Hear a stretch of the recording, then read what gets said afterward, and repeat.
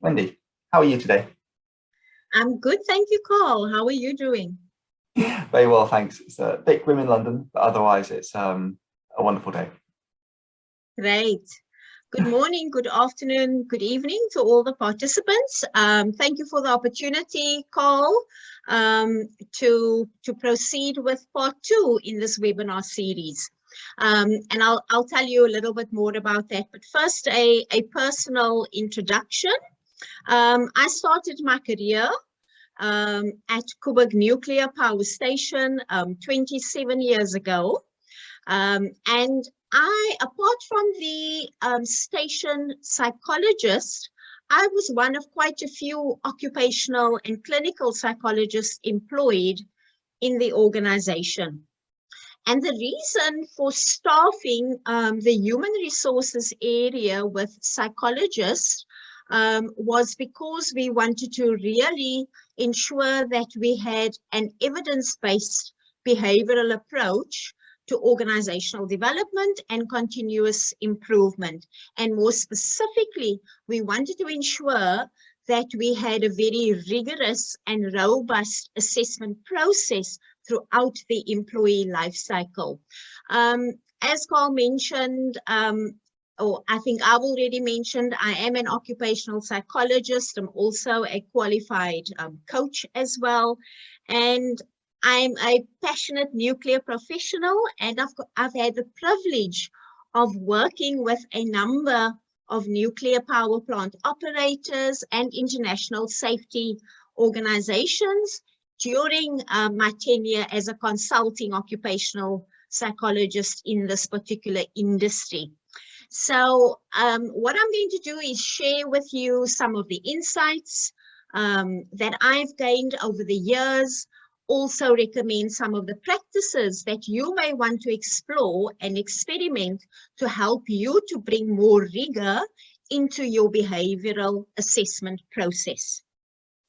So the first question is, why do we need to assess behavioral competencies? If you reflect on our industry, we know that our industry is a highly specialized and technically advanced context.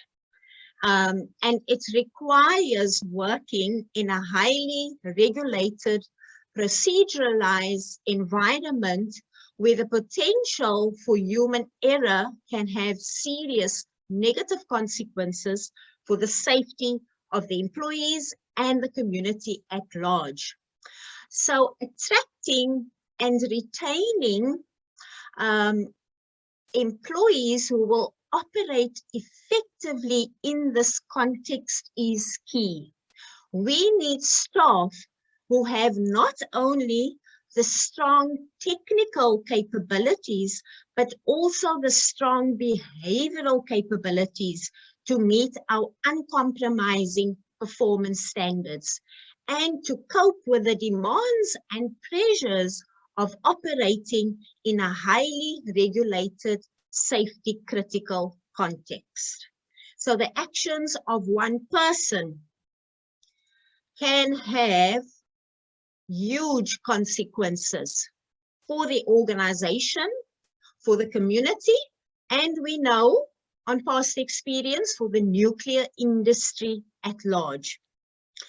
So I think we have a very strong business case for assessing behavioral competencies with the same rigor that we assess technical competencies. I think that we've become very skillful in this area, and we have a lot of strong internal process to ensure that our technical capabilities are still effective through various competence assurance process and through practices like behavioral observations.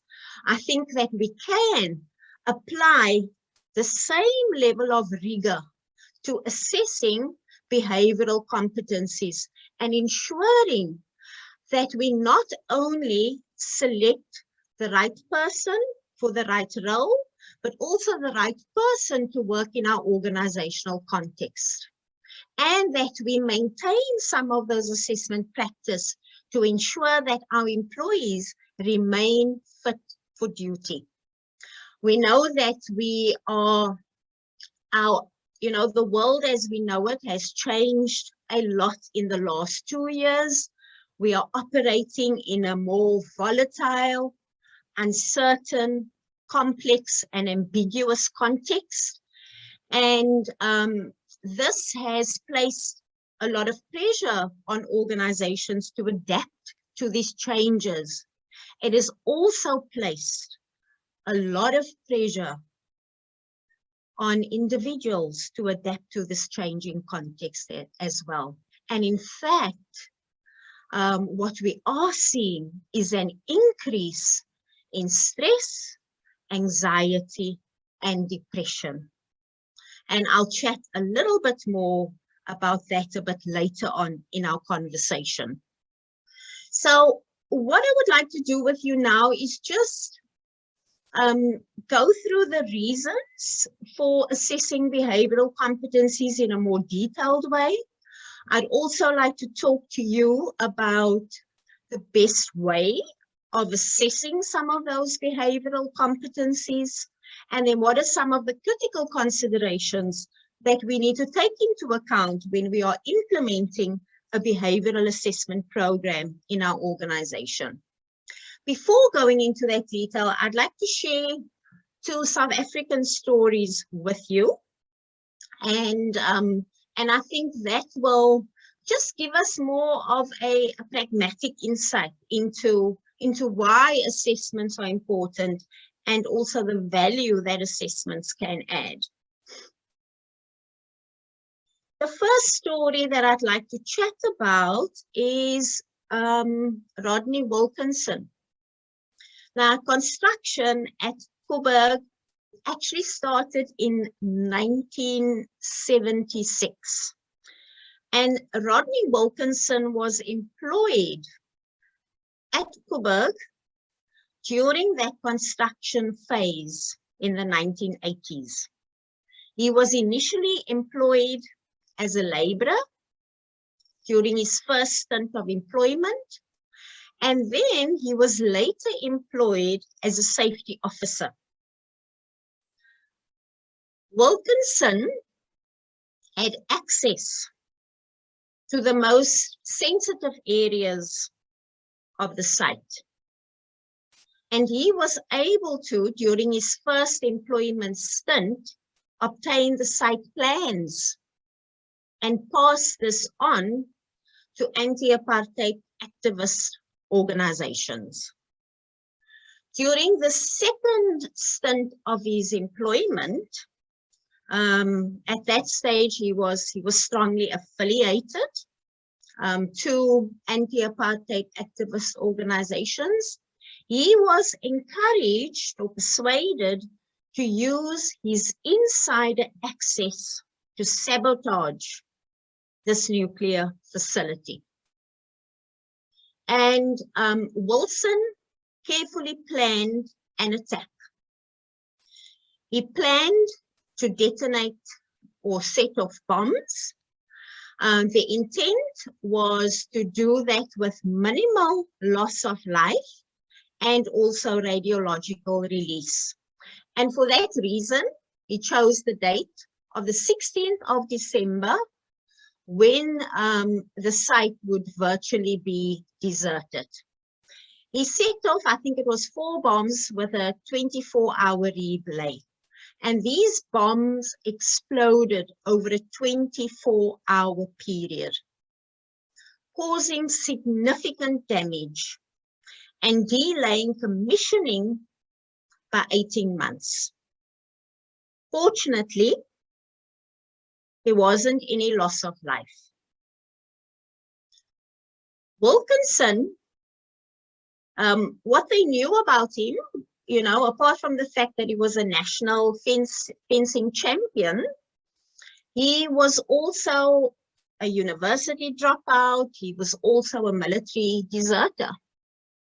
At that stage, there wasn't any comprehensive vetting system in place. So those background checks were not conducted. What was also discovered later was that several colleagues had noticed suspicious behavior, but failed to report it. So the actions of one individual had a huge impact. The second story that I'd like to share with you, that some of you may be less familiar with, is a story about Barend Hendrik Strydom. Barend Hendrik Strydom became known as the Wit Wolf in Afrikaans. In English, the White Wolf. He was only 23 years old when he carried out a spree of killing in Strydom Park in Pretoria. Sadly, he killed 7 people and he injured 15 others on the 15th of November, 1988. When he was apprehended, and later on when they conducted investigations, he claimed to be the leader of a white supremacist group called the Wit Wolwe. And he claimed to have been instructed by this organization to carry out this attack. What was revealed later was that the Wit Wolf organization was simply a figment of Strydom's imagination, and that no such organization existed. So assessments or the investigation later revealed that he therefore suffered from a form of psychosis as well, which also prompted the attack, as well as the context of South Africa at that time. Now, when you do a Google search, you will find, a little bit about his history and the act that he committed. What you won't find is the following. So I started my career, as I said, at Koeberg, and I was employed in 1992. And at that stage already, Koeberg was conducting rigorous selection assessments. I remember my first assessment was an interview with a panel, and then I was invited back to do a series of psychometric assessments. And I thought I would be there just for an hour, and I remember asking my mother, to take the 40-minute drive with me from the center of Cape Town to the power station. I ended up being there for more than half a day, and my poor mom had to sit in the car during that time. And I was taken through personality assessments as well as cognitive assessments, and there was a range of those assessments. And that assessment information was integrated with the interview information to make a selection decision about my employment. So coming back to the Wit Wolf. So at that time, we had a chief psychologist within Eskom.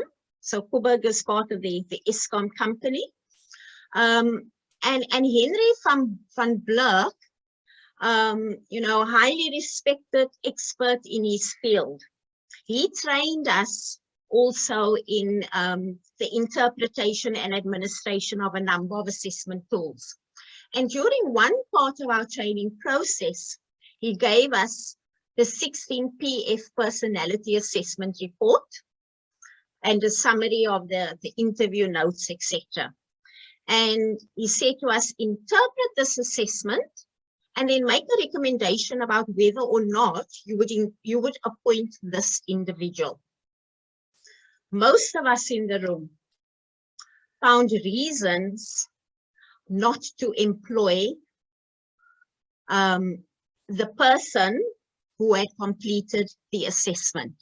There were concerns about mental and emotional stability, and there were concerns around behavior in terms of rule compliance, persistence, and also stress tolerance as well.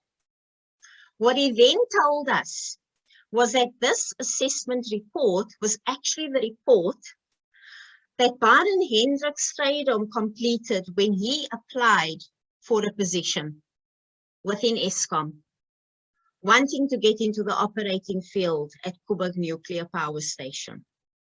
Because he was verbally proficient, and at that time, you know, the competency-based interview questions were not that strong, he managed to impress the interview panel, and he was recommended on the basis of the interview with some reservation.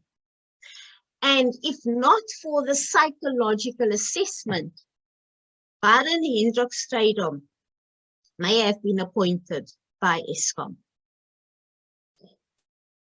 So in the one example, we've got an individual who did not undergo any vetting process, who did not undergo any selection assessments, and who managed to be employed by the organization and sabotaged the organization and delayed decommissioning.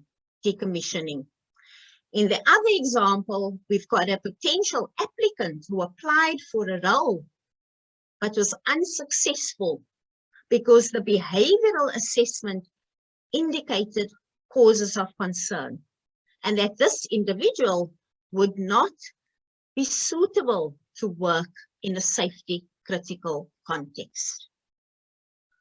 So hopefully, reflecting on those examples, and I'm sure examples that you've got access to, I think you may start agreeing that there are strong reasons for assessing behavioral competencies. And reason number one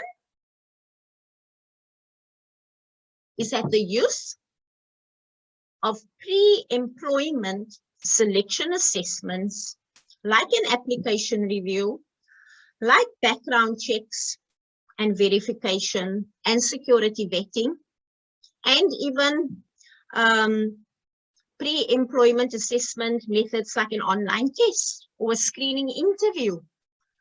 Those assessment methods help us to get insight into character, and it helps us to get insight into behavior, and whether or not that person has the values and qualities that are needed to operate effectively in the organizational context.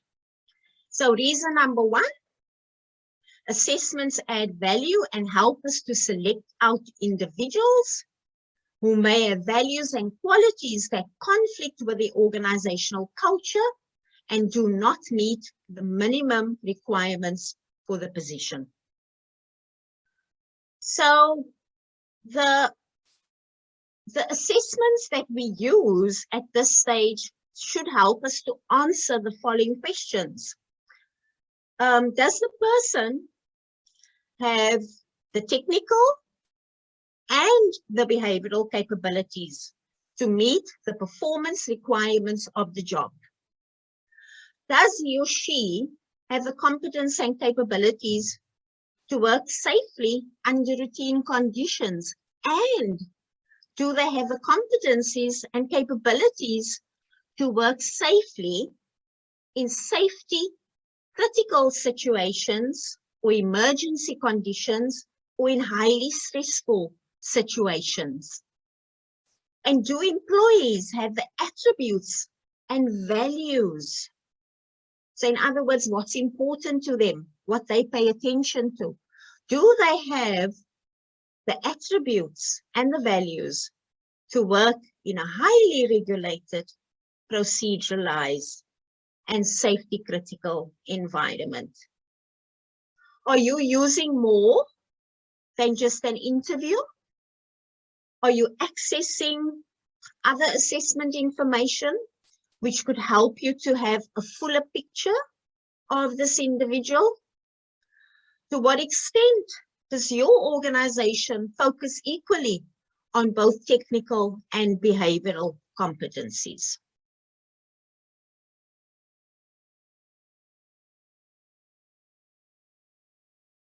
Right. The second reason, and I think I've touched on this already, is that it helps us to identify those individuals who best fit the performance requirements of the role.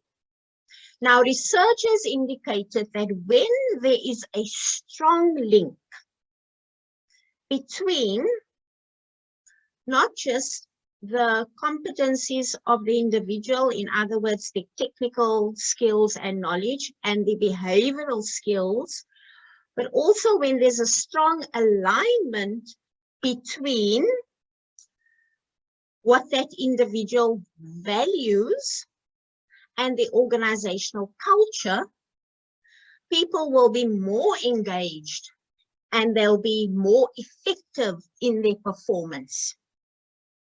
So these assessments, like work sample assessments, a structured behavioral interview with clear and well-phrased behavioral questions and clear behavioral interviews, together with psychometric assessments and other forms of assessment, can help us to do a more holistic analysis.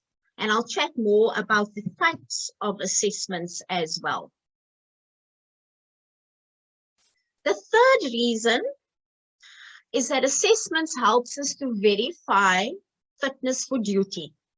Now, fitness for duty means that an individual is in a physical, mental, and emotional state to perform the essential tasks of his or her work in a manner which does not threaten the safety or the risk of oneself, co-workers, property, or the public at large. When we experience very strong emotions, very high levels of stress or anxiety or depression or even fear, it impacts our ability to cognitively process and interpret information. It impacts our ability to recall relevant information, for example, the appropriate procedure that we may need to use. It can influence our focus and our attention, our ability to follow a procedure, our ability to use the necessary human performance tools as well.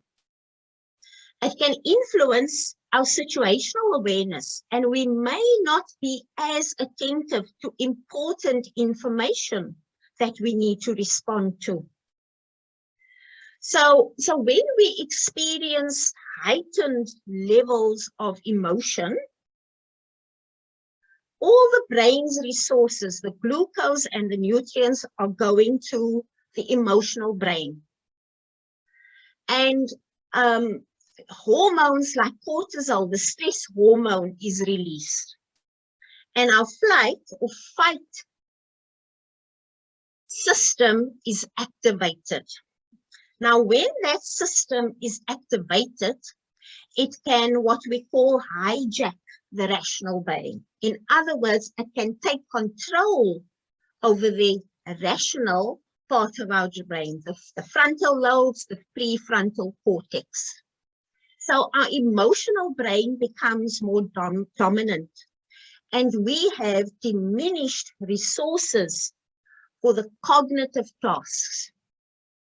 And if you reflect on when you were highly stressed or anxious, You may have struggled to concentrate. You may have forgotten certain information, etc.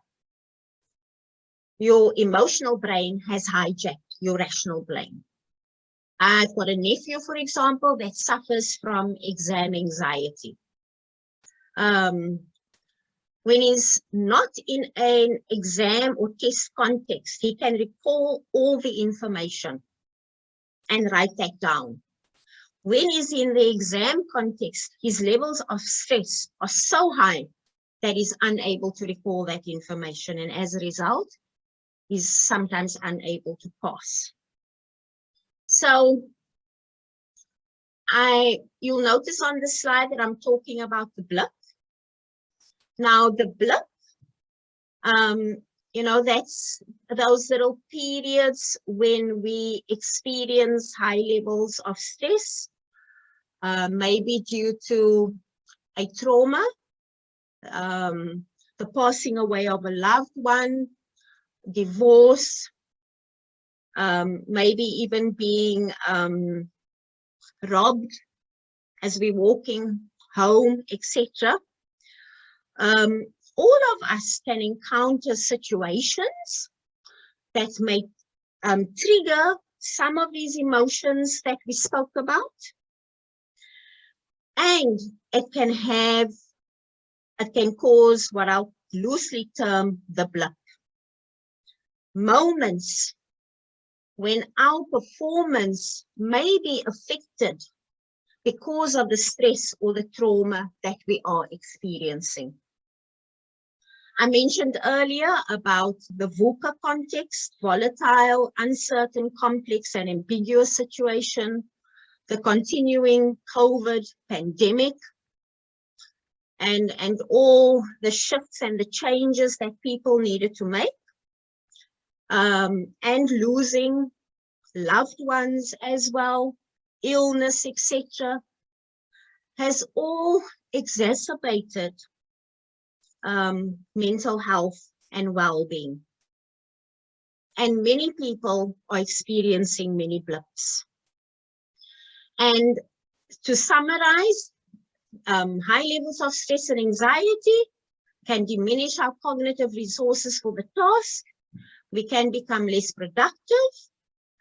It can impair our concentration, our judgment, our decision-making, our reaction time as well.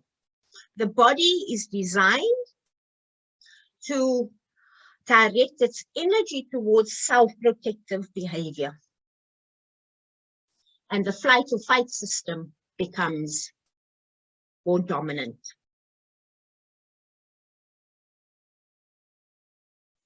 Examples of tasks most likely to be affected by a negative emotional and mental state. We'll experience challenges when we have to complete multiple tasks, when we've got to concentrate for long periods of time, when the task that we need to complete is very complex, when we're working under high levels of noise, when we've got to use complex procedures, and when we have to coordinate work with other team members. Think about our industry. Highly specialized and technically advanced, so complex tasks. Often tasks that take a long period of time to complete because of our rules and procedures and safety checks that we have to conduct. So, in summary, what is the value of assessing behavioral competencies? It can help us to establishing the suitability of the person for the job, whether that person has got the behavioral competencies to meet the performance requirements, and whether that person will flourish within a safety critical context with high performance demands and lots of pressures that are placed on staff. It can enhance our employee-related decisions, whether those are recruitment, selection, promotion, career development, training and development decisions. It can enhance the accuracy and the objectivity. It can help us to very early identify individuals who may not be fit to perform critical duties. It can help us to identify a condition that may hinder an employee's ability to perform the job confidently and safely. And it can help us to identify competency and or behavioural strengths and gaps. As I mentioned, I'm also a coach, and I incorporate assessments into my coaching work. We all have blind spots about our behaviour, and all of us have hidden aspects of our personality that we may not be aware of. And using assessments in this context can also help to increase or improve the self-awareness of our own behavior, so that we are also able to identify early warning signs of stress and depression. And this information can also help us to establish coping mechanisms that may work very effectively for us. So, those are the reasons. Hi, Wendy. I'm just going to chip in and say we've got 10 minutes left. That's okay. Okay, thank you. So, this is in part 1 of the webinar. We identified what is a behavior. I'm not going to go into detail there. But I just want to refresh your memory just a little bit before we talk about different types of behavioral assessments. So, if you receive a gift, and imagine you can't open this gift, you've got to wait a few days for your birthday or for Christmas or Hanukkah, etc. What are some of the clues that you will use to help you to determine what may be inside that gift? Can I just have a few examples of the clues that you can use to help you to identify what's inside the gift? The shape, absolutely. So the shape of the gift will give you an indication or a clue. The weight of the gift, absolutely. So you can actually lift it up and feel the weight. Some of us may even shake the box a little bit so that we can try and hear what's inside.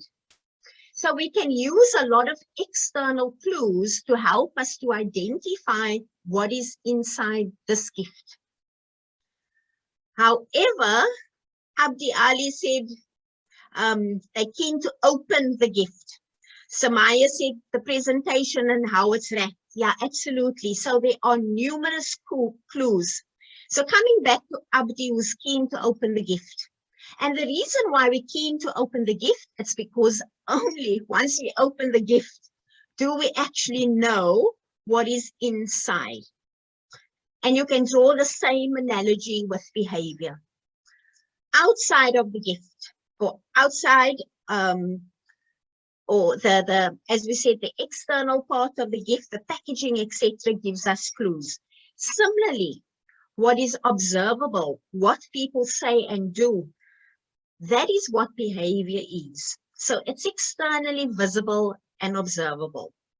However, the factors influencing what we say and do, we've got to open the box. We've got to dig deep to find out and get more information about those factors that influence our day-to-day behavior.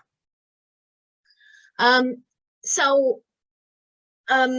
the first part of the webinar, I give an explanation of skills, knowledge, values, etc. What I just want to focus on today is personality attributes, because behavioral assessments are really useful in helping us to get insight into the personality attributes in the box. And when we talk about personality, we are talking about our thinking style, how we process information, how we solve problems, how we make decisions. We're talking about our relating style, how we interact with others, how we communicate with others. We're also referring to our operating style, how we approach a task, how we go about planning, scheduling, and organizing. And then we're also referring to emotional temperament as well. So just on a practical level, to give you insight into relating style, there's an assessment that we use, and this is not a psychometric assessment. It is a behavioral assessment that has got some face validity, and it helps you to identify or get more insight into how you relate to others. So I'm going to describe each of these scales, and then I'd like you to write down your strongest preference. And then in the end, I will tell you whether or not you're an owl, dove, peacock, or eagle. So the first scale is the indirect and direct communication scale. So on the left-hand side, this individual will be more reserved in the communication. They may say less. They will have a very steady, even method of delivery, and they may use gestures to emphasize points. On the other end of that continuum or scale is somebody that's more direct, more assertive in their communication. They express their opinions more readily. They may be more forceful and talk at a higher volume, and they may gesture to emphasize points. So I'd like you to make a note of whether your preference is leaning towards a more direct scale or indirect scale. So just make a note on your paper whether you're more direct or indirect. The next scale is supportive and controlling. And the supportive personality is more people and relationship oriented. They will share personal feelings. They'll be less formal in their speech, and they'll have animated facial expressions. On the opposite end of that continuum, more facts and task orientated, limited sharing of personal feelings, more formal speech. Again, just have a look at the descriptors and make a note whether or not you feel you're more supportive or more controlling.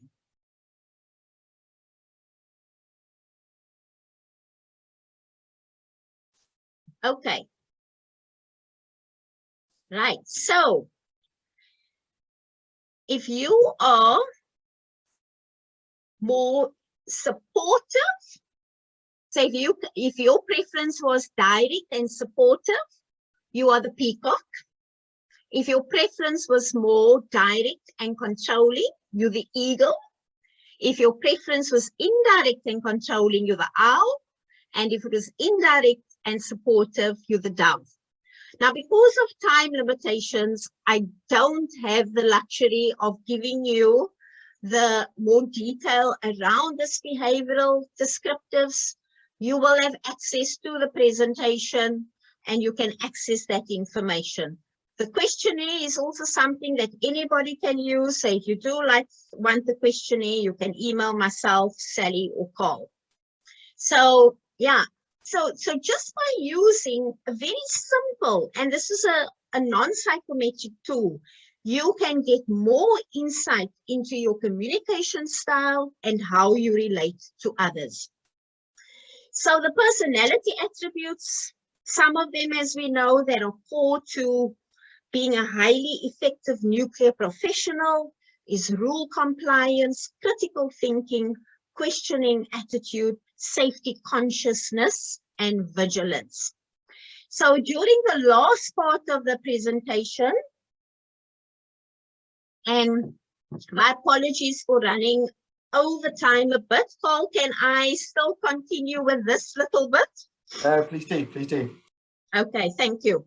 So what I'd like to cover in the last part is just what are some of the best methods that we can use to assess behavioral competencies. Behavioral observations. So we've got a very good practice of doing observations on the plant. If we reshape those observations and pay attention to not only technical capabilities, but also behavior, and focus on behavioral observations, we can get more information as well. So the other forms of assessment methods are interviews. And the best interviews are structured, competency-based interviews. We can use questions, questionnaires, psychometrics, and what we call work sample assessments. So an assessment is any method or any practice that is used to gather data and information about the individual. Now, work sample assessments is one of the assessments that has the highest validity and reliability. In other words, it measures what it's supposed to, and it will give you information that will help you to predict the performance of this individual on the job. I think many of us will be familiar with one work sample assessment that we use a lot in the operating environment, and that's the control room simulation. Some organizations also have a maintenance simulation as well. Other examples of a work sample assessment is a role play and a presentation. Now, there's also one work sample assessment called a situational judgment test. And that is a psychometrically based work sample assessment, where the psychologist will work with individuals in the organization to help you to design assessments that are based on real scenarios and real tasks that people have to perform in your environment. And you will use that then to construct a questionnaire which will give people an option and a choice around the decisions that they would take. So this is an example of a situational judgment test question. So this is a little test for you. You are working in a restaurant serving customers. All food is cooked fresh to order and sent straight out to customers. A customer has complained to you that their food is not hot enough. Their food was sent out 10 minutes ago. You have checked with the cook that the order was dealt with promptly and that the equipment that keeps the food warm until it's served is working properly. What would you do? Would you A, apologize to the customer and explain that they have their food for 10 minutes and it was hot when it left the kitchen? B, would you apologize to the customer and offer a refund? C, apologize to the customer and offer to replace the meal? Or D, apologize to the customer and test if the meal is hot? So make a note of your option. So our son has chosen option C, Eamon has chosen C, Paul C. Spot on, you've passed. We've appointing you to our restaurant. So C is the correct option. So this just gives you a practical way as to how these work sample assessments are constructed. So now the important thing is that we choose valid, reliable, and culture fair assessments. And that when we use assessments, we don't over-rely on one data source. Now, predictive validity is the extent to which performance on a test is related to later performance that the test was designed to predict. Predictive validity of 1 is a perfect validity. One assessment on its own will not come close to 1. Human beings and behavior is far more complex. We've got to open the gift to find out what's inside. We've got to have a different perspective, not just an external perspective, but an internal perspective that gives us information around personality attributes and values as well. You will notice if you look at the validity values on the right-hand side, when we use a number of assessments in combination, we will enhance the strength of that predictive validity. Assessments that have got the highest predictive validity are simulation exercises like the control room simulator, the role play, the presentation, knowledge tests, and then also structured interviews, as well as personality assessments. On its own, however, it's insufficient. So best practice is that you identify, firstly, the performance requirements of the job. Then you identify the technical requirements to achieve those performance standards effectively. And then you identify the behavioral requirements. What I'm showing you is the example of the behavioral requirements for a reactor operator.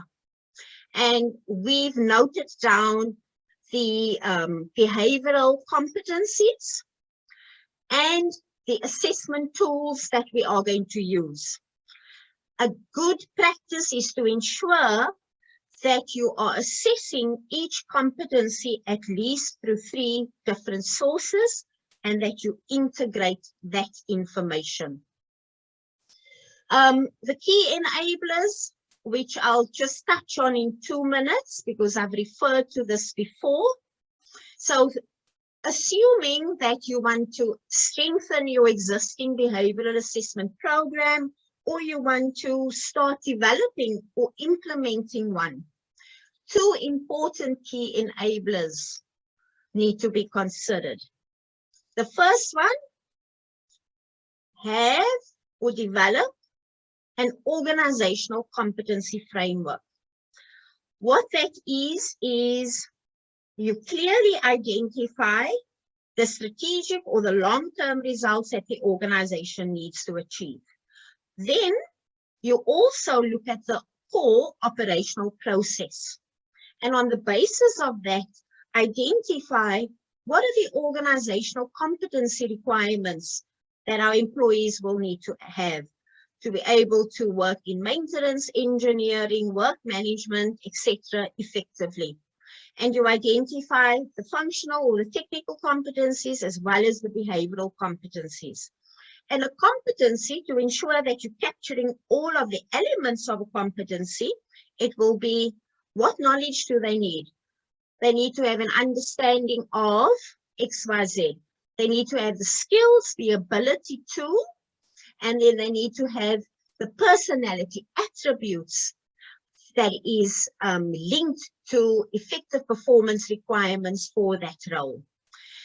That organizational competency framework not only specifies the competencies, but also the behavioral indicators that will give you information and tell you when those competencies have been applied effectively. And those behavioral indicators are important for standardized, objective assessment information.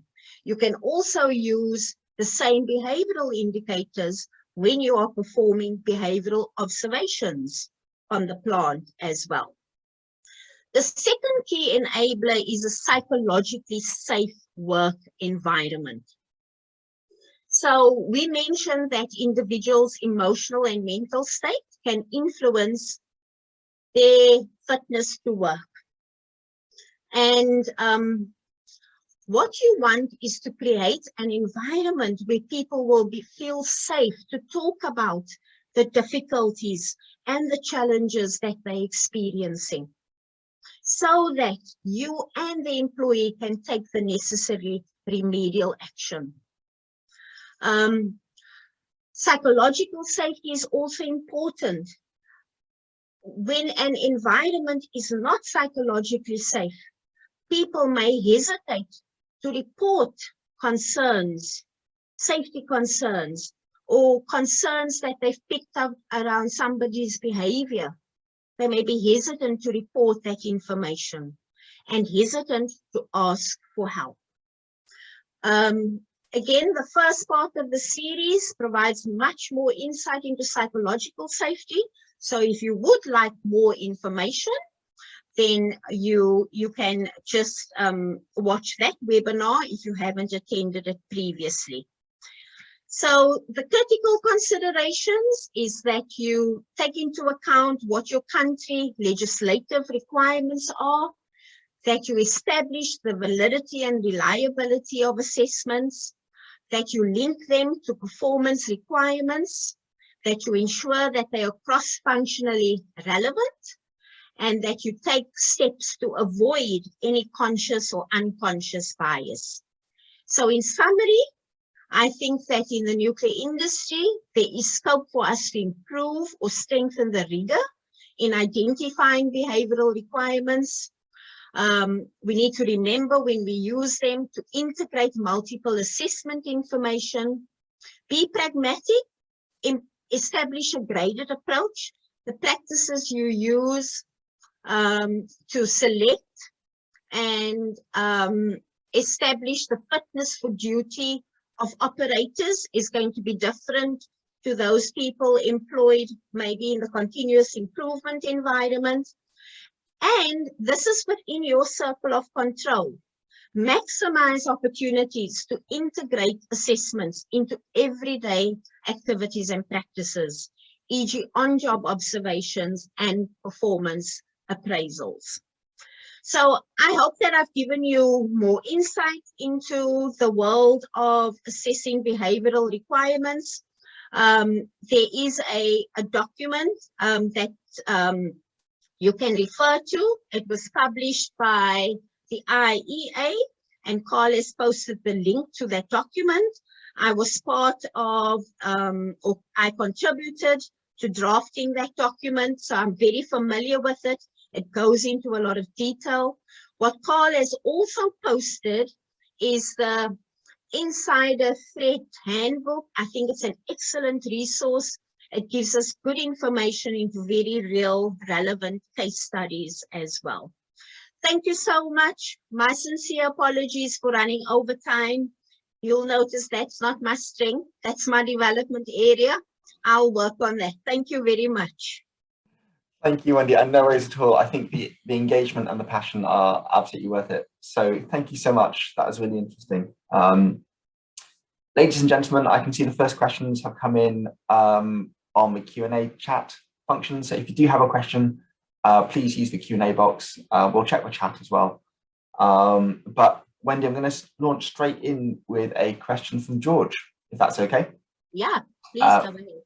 Excellent. The wording is in the box there, but for everyone else, behavioural competency and human reliability assessment can be useful tools for recruitment, but they can also be resource intensive, time consuming and costly if they're applied comprehensively. Do you think that they should be used selectively for roles which carry the greatest risk of unacceptable consequences, or instead of as a complement to vetting processes? Is there a way of prioritising these resources? Yeah. Thank you for that question, George. Very good question. I strongly recommend a graded approach, and that's the approach that we applied at Koeberg Nuclear Power Station. The assessments that we used in the operating context were far more intensive. Yes, because it can be an expensive and a time-consuming process. So the document that I've referred you to will actually recommend that that is one of the first steps in your process, that you identify the most security and safety sensitive roles, and that you prioritize your assessments. So I think we can also, develop some very effective assessments in-house that are not expensive. So e.g., for one of the international safety organizations, we help them to select the new CEO and also some of the directors for a new branch office. And what we incorporated was a technical quiz, and we incorporated a presentation. And the specialists in that organization were used to craft those assessments and then HR provided input as well. Thanks, Wendy. I think that's great, and it covered my question, I guess, really, which was the role you used to be the Whitwell, example, as almost like a gatekeeper role, using psychological assessments as both the gatekeeper, but then the fitness for duty function as well. It seems like there's both the gatekeeper role and the continuous assessment role. Yes. And I think that covers both elements of how one can resource that in ultimately a resource constrained environment. Yes, absolutely. So the continuous assessment practice is very important. So if you think, some skills may only be required in an emergency situation, and skills, when they are not used over time, may decay. So you may want to use assessments like simulations, etc., to ensure that those skills don't decay. And if there's an emergency, people can still step in and access the relevant knowledge and skills, etc. And our circumstances change over time. And during our work life, we are exposed, or we will experience certain events that may have a negative impact on our emotional or mental state. So we can also assist employees to become more self-aware and to take proactive action. So if we include assessments to help people to identify these stress levels and identify suitable coping mechanisms, that's key. We can also use assessments as a basis for team members to get to know each other as well. And yeah, I also read, I think it was one of your resources, that a lot of the inside threat acts or sabotage acts are committed 6 to 10 years after the person has been employed. So, and sometimes that may be spurred by stress or trauma that individual is experiencing. So if you don't include ongoing assessments, you may miss out on that. Thank you, Wendy. And I know previously, I think the list of attributes in that matrix was really interesting. I didn't put my thing in the chat because I felt like I'm a weird combination of my natural instinct is to be quite passive, but then I've learned certain behavior forms, and maybe there's a difference between instinctive behavior or learned behaviors, which we can do as part of that. That is a very good question. So yes, it's good to distinguish between those two. So we have what we call our natural preference. And then, so for example, my natural preference may be more introverted behavior, working independently, working on my own, sitting behind my desk and designing or creating training courses.